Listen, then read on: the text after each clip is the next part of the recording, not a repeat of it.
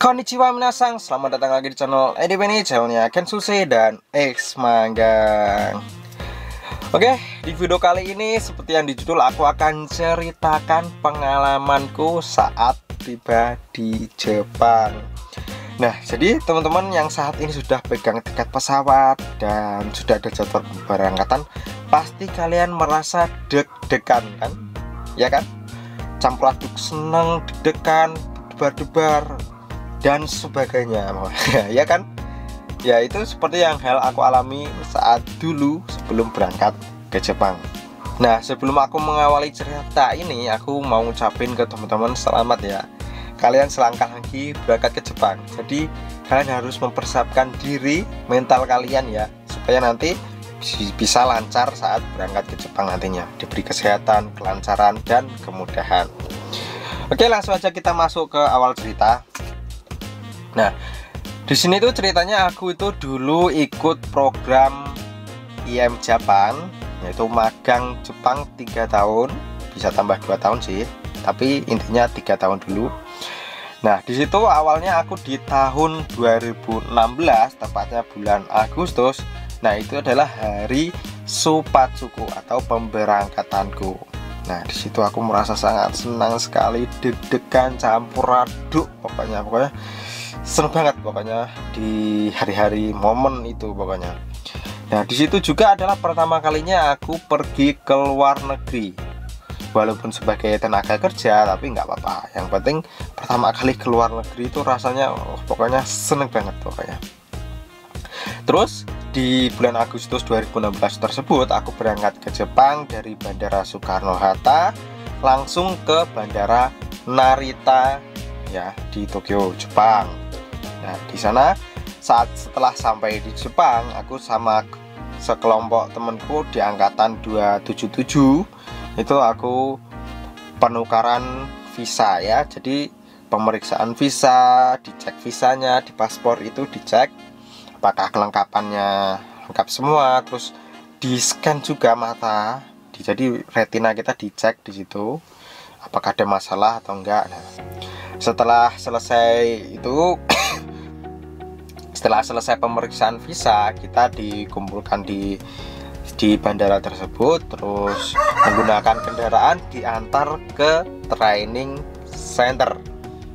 Nah, jadi buat teman-teman yang visanya visa magang, kalian wajib sekali di training center atau diberi pelatihan selama 1 bulan.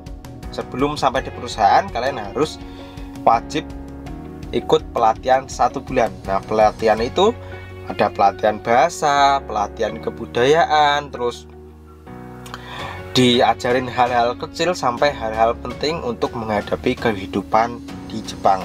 Nah, selama 1 bulan itu kalian diberi pelajaran seperti masuk kelas biasa, semacam karantina lah istilahnya kalau sekarang. Terus kalian diberi pelajaran selama 1 bulan. Nah, setelah selesai kalian akan dikasih uang saku atau gaji. Nah, belum kerja kalau sudah dikasih gaji ya. Nah, itu adalah kebijakan dari pemerintah sana dan IM Japan. Jadi setelah sampai di Jepang, kalian akan diberi gaji atau uang saku sebesar 80.000 atau istilahnya kalau dirupiah sekitaran 10 jutaan ya kalau sekarang ya. Nah, di 80.000 yen itu dipotong untuk makan kalian sebulan. Terus jadi aku dulu itu tinggal 50.000 yen atau sekitar 6 jutaan. Itu cukup untuk 1 bulan saat kerja di Jepang. Karena 1 bulan pertama itu kalian belum menerima gaji ya. Jadi diingat-ingat belum menerima gaji. Jadi uang saku itu bisa kalian gunakan untuk makan sehari-hari dan keperluan sehari-hari.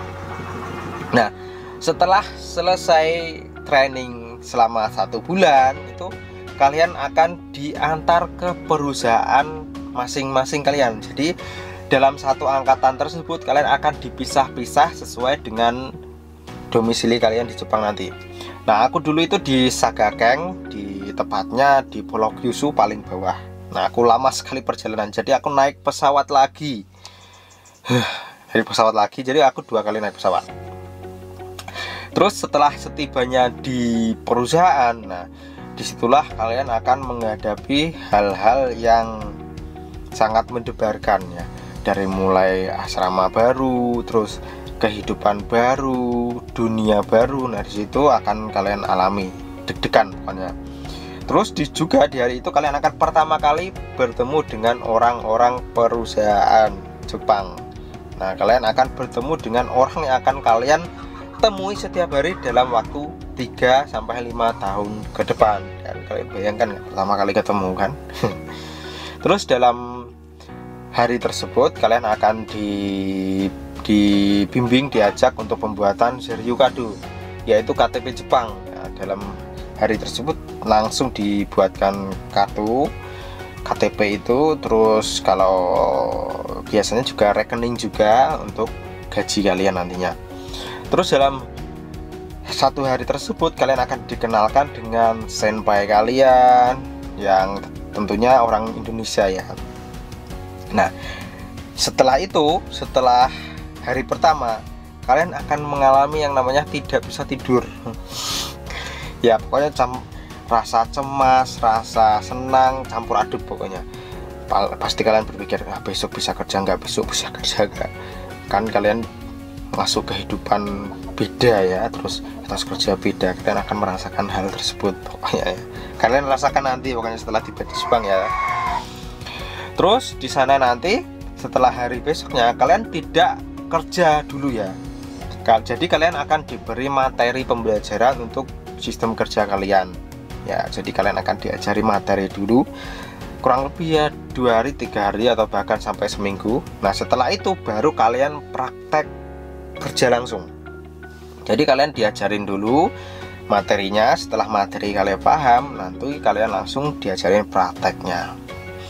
Nah jadi jangan khawatir ya buat teman-teman, untuk praktek kerjanya ini kalian akan dibimbing oleh senpai kalian. Nah itu gunanya senpai kalian, yaitu senior kalian.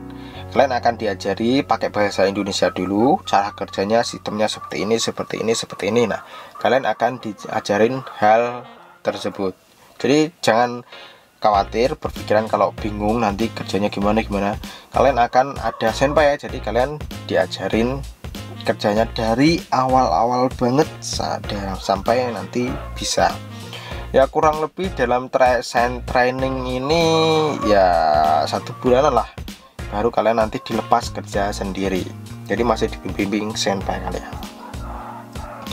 Nah itu adalah cerita pengalamanku soal pertama kali tiba di Jepang, dari mulai pertama kali turun bandara sampai pertama kali sampai di perusahaan. Jadi itu mungkin nanti akan sama yang kalian alami. Jadi teman-teman ya bisa menggambarkan sendiri kalian nanti setelah sampai di Jepang apa sih yang akan kalian lakukan. Ya itu tadi yang aku ceritakan ya, terutama yang visa magang ya tentunya sama seperti hal tadi. Tapi kalau visa Tokushiki no, nah lain ceritanya nanti. Jadi nanti semisal aku berangkat ke Jepang terus pakai visa Tokushiki no, nanti akan aku ceritakan bagaimana sih pengalamannya. Oke, untuk video malam hari ini cukup sampai di sini. Thank you teman-teman yang udah nonton sampai selesai ya. Video kali ini cukup lumayan lama ya. Jadi teman-teman thank you yang udah nonton. Jadi kalian pasti akan mendapatkan gambaran setelah nonton video ini ya. Tentunya jadi persiapkan diri kalian, bahasa kalian, mental kalian, dan fisik kalian. Oke, video hari ini cukup sampai di sini. Mite kurete arigatou gozaimashita. Jamatane. See you the next video.